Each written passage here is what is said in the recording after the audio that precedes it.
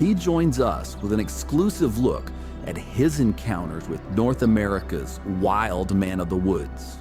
I was probably 18 before I started talking about Bigfoot, and I'd never heard or saw anything like that again. And nobody I knew growing up there had heard or seen of anything like this.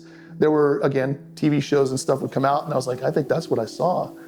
But, you know, all I did was have an interest in it. I didn't talk about my experience. I wouldn't say I was traumatized, but years went by. It wasn't until college when I was in California taking an anthropology class. I was pre-med at the time. I thought I was going to be a doctor.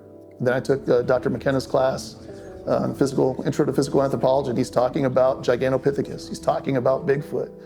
And shortly thereafter, then I would read Dr. Krantz's book, Big Footprints. I would fly to Washington State, interview him and about his book at the time, and apply to grad school. Ended up switching as an undergrad into anthropology as a degree, finishing and doing a project on Bigfoot at the time. But I wasn't really doing anything with it after that first experience other than keeping it inside.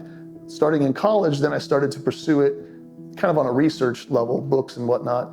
But then when I got to grad school and I got accepted to Washington State and became Dr. Krantz's TA, then I became very much more into the International Society of Cryptozoology, and Krantz was old, and he would send me out to investigate things with a topo map. We didn't have GPS, and there was no cell phones, so I had my kit, and while I was his student, I would have my second encounter in the Blues Mountains down in the Lewiston-Clarkston area, just outside of there. I'd had to stop and pull over because it was probably May, but it was a freak spring snowstorm. And so I was driving down one of these logging roads and I had to pull off because even though I was in a Honda, there was too much snow. So I set up camp and I was about 3.5 miles from where I was supposed to be heading to look at a place where somebody had allegedly shot one and it had twisted some trees down. So I was on my way to this location. I ended up camping, and about 3 in the morning, in the dead of a sleep, I sat up, And again, the heckles on my neck were up.